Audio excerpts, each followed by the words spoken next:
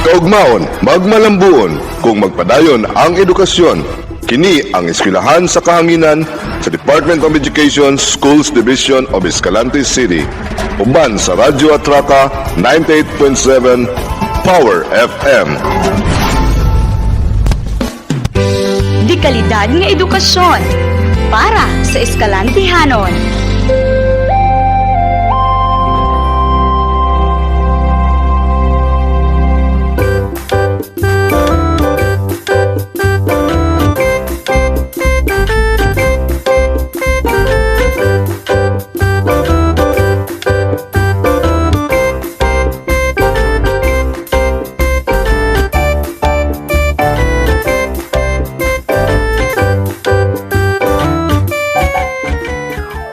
Hello, grateful learners, and Happy New Year to all!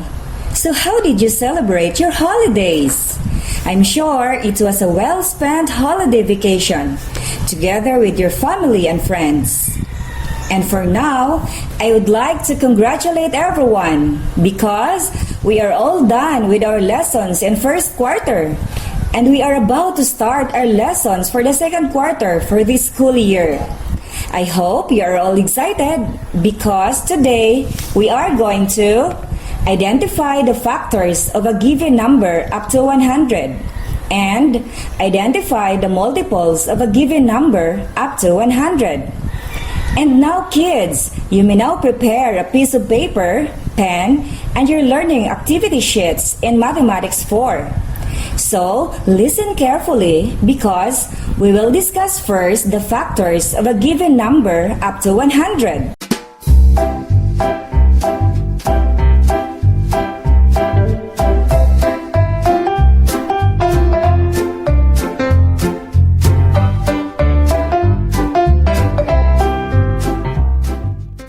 You know kids, factors are numbers that we multiply to get the product.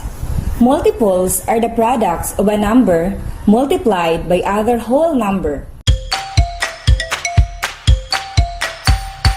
And the quickest way to find the factors of a number is to divide it by the smallest prime number, that is bigger than 1, that goes into it evenly with no remainder. Continue this process with each number you get until you reach 1.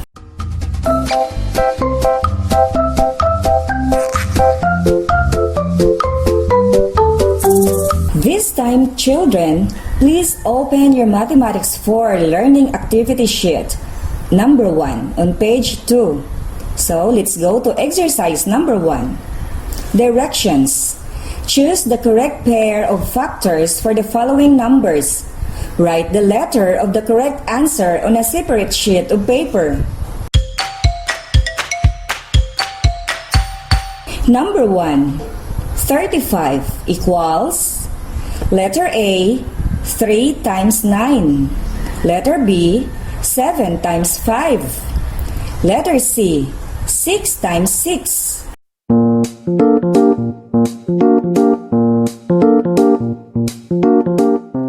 And the correct answer is letter B. Number 2, 21 equals letter A, 7 times 3. Letter B, 5 times 4.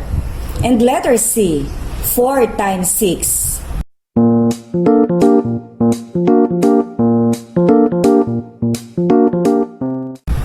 The correct answer is letter A. Number 3, 14 equals letter A, 3 times 4. Letter B, 6 times 3. And letter C, 2 times 7.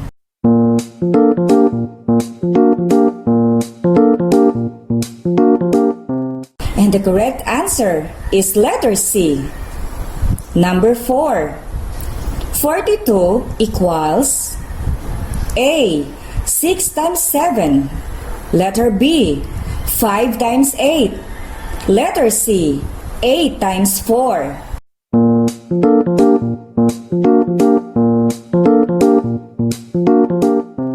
The answer is letter A. And number 5. 56 equals letter A, 8 times 6. Letter B, 9 times 7. Letter C, 7 times 8.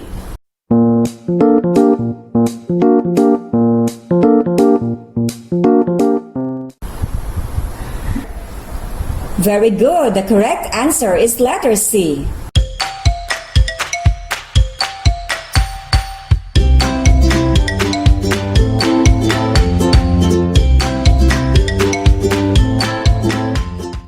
Now, let us proceed to exercise number 2 on the same page on your learning activity sheet. Directions. Give at least 2 pairs of factors in each of the following numbers. Write your answers on a separate sheet of paper.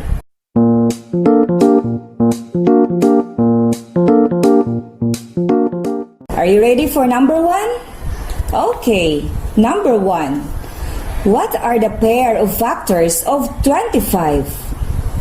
Again, what are the pair of factors of 25?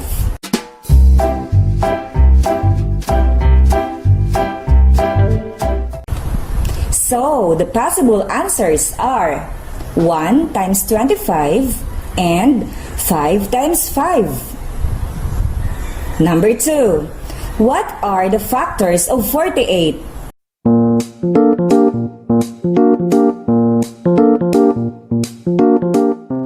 And the possible answers are 1 times 48, 2 times 24, 3 times 16, 4 times 12, and 6 times 8.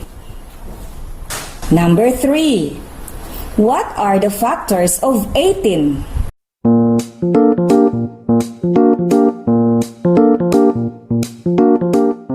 And the possible answers are 1 times 18, 2 times 9, and 3 times 8. Number 4. Give me the pairs of factors of 63.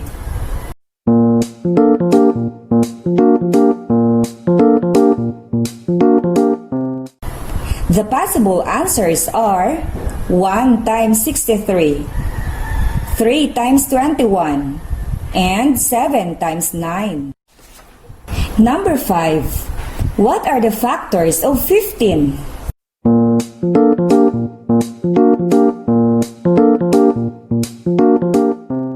The possible answers are 1 times 15 and 3 times 5. Great job, kids! All your answers are correct.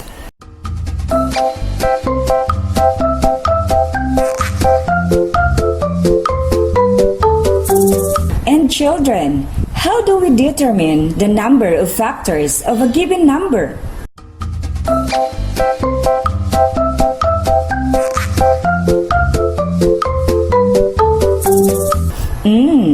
To determine the factors of a given number up to 100 is to divide it by the smallest prime number that goes into evenly with no remainder.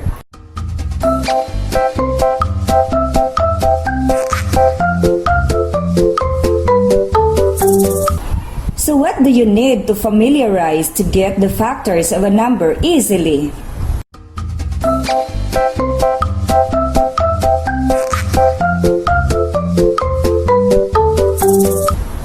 Of course, multiplication table.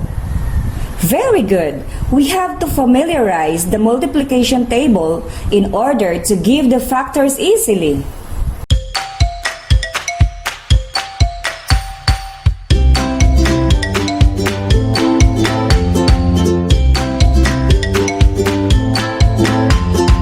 And now, are you ready for exercise number 3? Okay, let's start. Directions. Choose all the factor of 30 inside the box. Write the correct answer on a separate sheet of paper.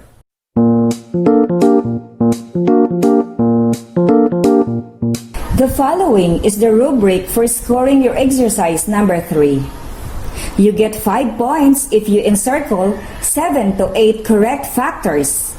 You get 4 points if you encircle 5 to 6 correct factors. You get 3 points if you encircle 3 to 4 correct factors. And you get 2 points if you encircle 2 correct factors. You get 1 point if you encircle wrong factor.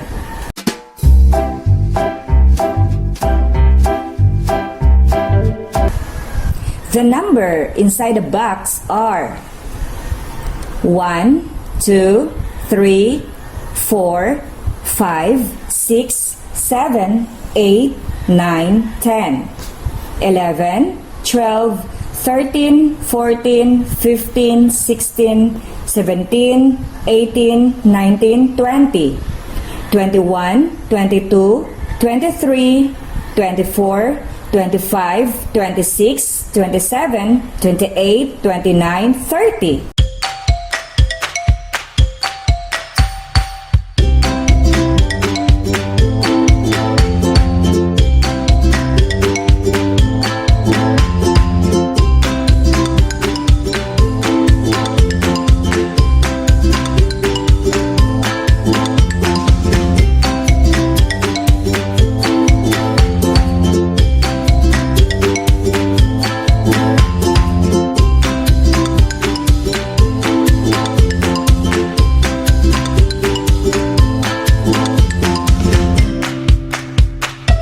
So kids, let's check your answer.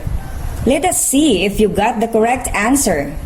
Okay, so the factors of 30 are 1, 2, 3, 5, 6, 10, 15, and 30. Wow! Good job, grade 4 learners!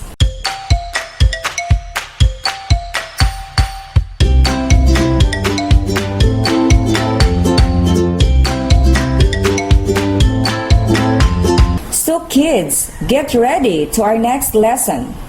Please prepare another sheet of paper, pen, and your learning activity sheet number 2 in Mathematics 4 because we will now identify the multiples of a given number up to 100.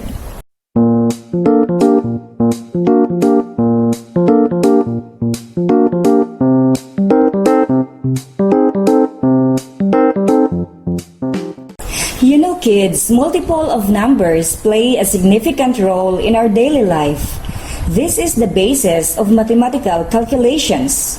Factors and multiples together with factors are especially important in working with expanding and reducing fractions, as well as finding patterns in number. Finding multiples of a given number is an important skill that you will learn today. A multiple is the result of multiplying a number by another. When a number is multiplied by 1, 2, 3, 4, 5, and so on and so forth, the products are the multiples of the given number. Thus, multiples can be yielded through skip counting.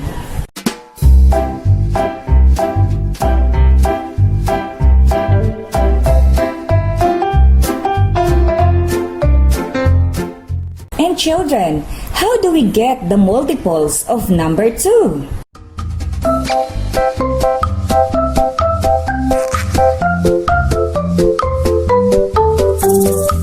Okay, we can get the multiples of 2 by multiplying it by 1, then by 2, then by 3, and so on. Example, 2 times 1 equals 2. 2 times 2 equals 4. 2 times 3 equals 6. 2 times 4 equals 8. 2 times 5 equals 10. 2 times 6 equals 12. Therefore, 2, 4, 6, 8, 10, and 12 are among the multiples of 2.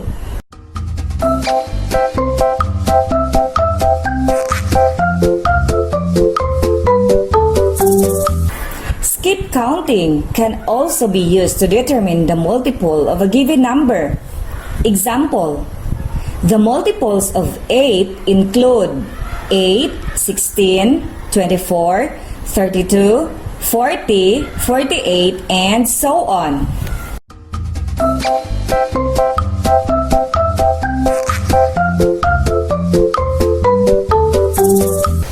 This time, let's check your answer in exercise 1 on page 2 on your learning activity sheet number 2. Directions. Write the first 3 multiples of the given number on your paper. Number 1. What are the first 3 multiples of 9?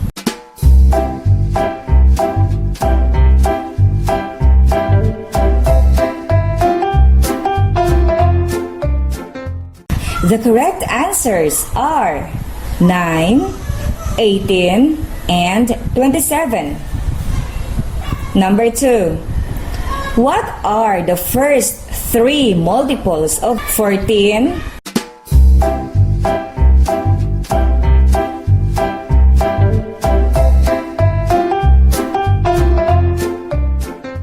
The correct answers are 14, 28, and 42. Number 3. What are the first 3 multiples of 25?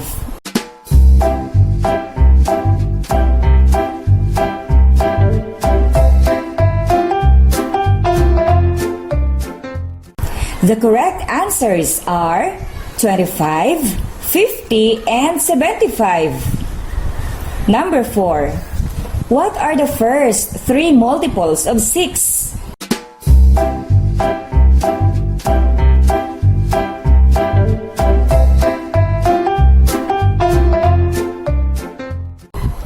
The correct answers are 6, 12, and 18. Number 5. What are the first 3 multiples of 30? The correct answers are 30, 60, and 90.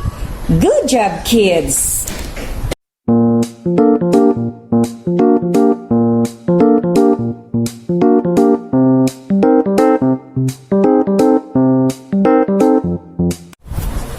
And now, let's proceed to exercise 2 of your activity sheet. Directions. Which of the following numbers inside the parentheses is not a multiple of the given number? Write your answer on your answer sheet. Letter A. Which is not a multiple of 5? 1, 10, 30, 45, or 95?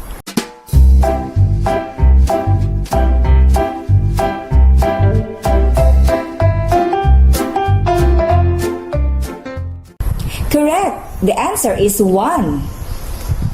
Letter B. Which is not a multiple of 9? 63, 18, 81, 53, 9.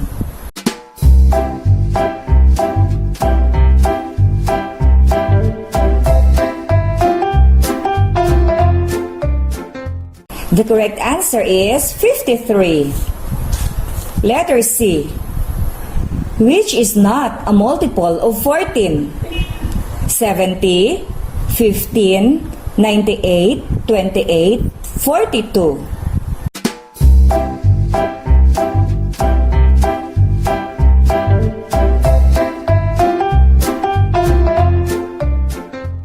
Did you answer 15? Very good. That's the correct answer. Letter D. Which is not a multiple of 20? 80, 40, 10, 100, or 20?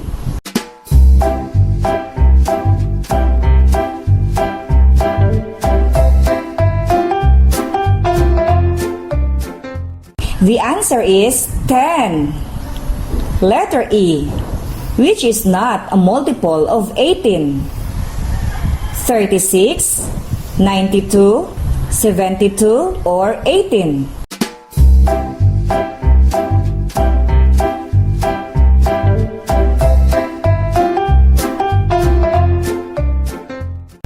The correct answer is 92. Letter F. Which is not a multiple of 8? 24, 80, 56, 40, or 36?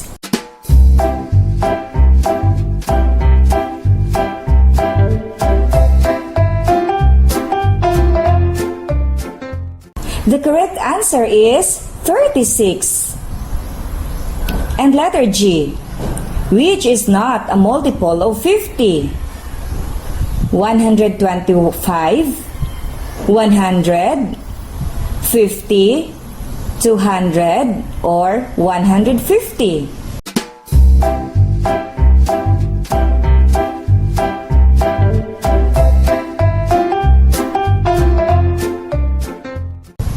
And the correct answer is 125. Letter H, which is not a multiple of 35? Is it 70, 105, 150, 140, or 175?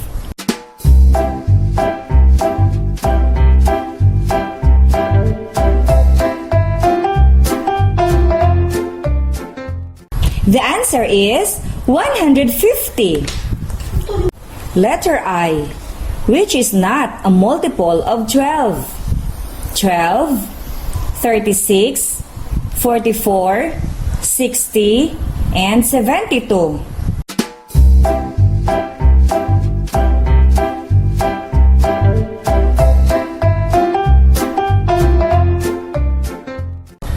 The correct answer is 44. And letter J, which is not a multiple of 15? 30, 75, 60, 55, or 90?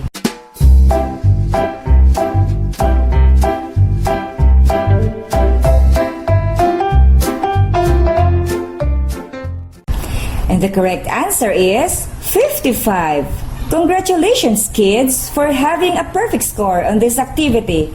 Keep it up!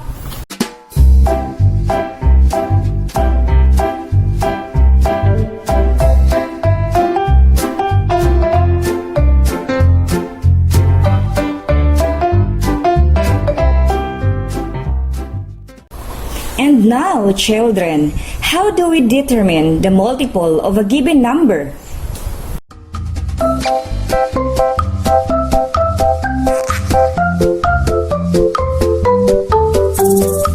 Okay, to determine the multiples of a given number, we simply multiply the number by 1, 2, 3, 4, 5, so on and so forth. And the products are the multiples of that number. Skip counting can also be done to easily get the multiples of a given number.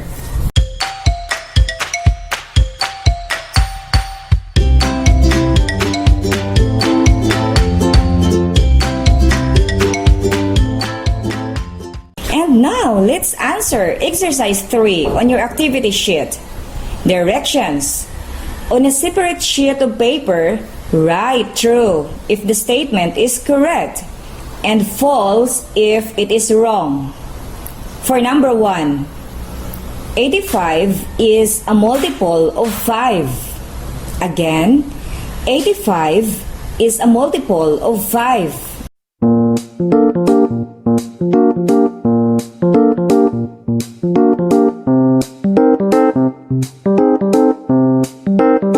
Number 2, 70 is a multiple of 8. 70 is a multiple of 8.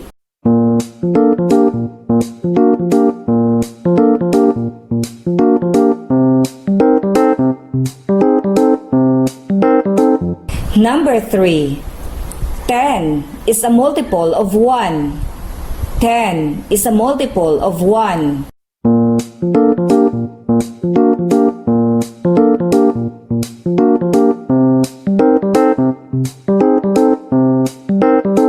Number 4, 36 is a multiple of 7. 36 is a multiple of 7.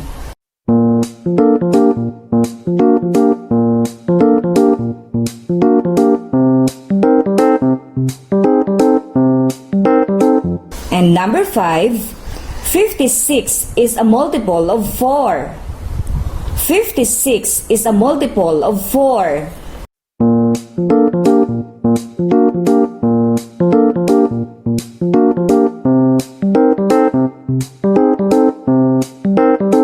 Okay, let's check your answer. Number 1. 85 is a multiple of 5. The answer is true.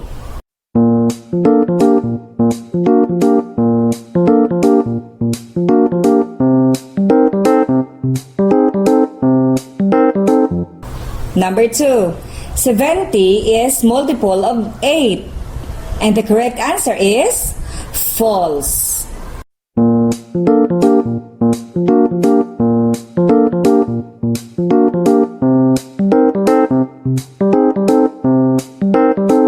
Number 3. 10 is a multiple of 1. And that is true.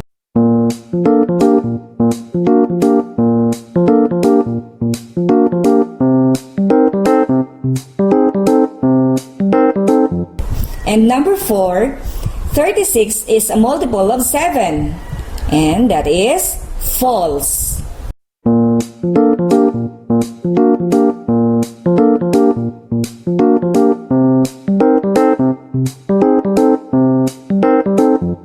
And number 5, 56 is a multiple of 4. And that is true. Good job, kids! You really have learned our lessons for today.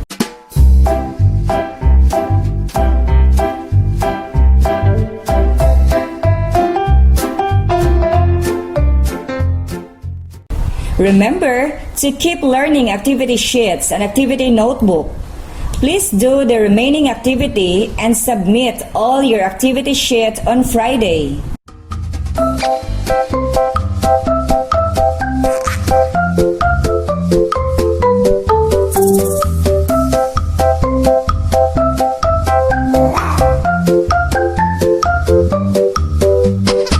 Again, I am Teacher Michelle, your teacher on air, saying, para sa bata, para sa bayan. Solong Edukalidad. Thank you so much for listening and following. God bless. Keep safe, everyone. Kaugmaon, magmalambuon, kung magpadayon ang edukasyon. Kini ang eskwelahan sa kahanginan sa Department of Education Schools Division of Escalante City. Uban sa Radyo Atraca 98.7 Power FM. Di kalidad nga edukasyon para sa Eskalantihanon.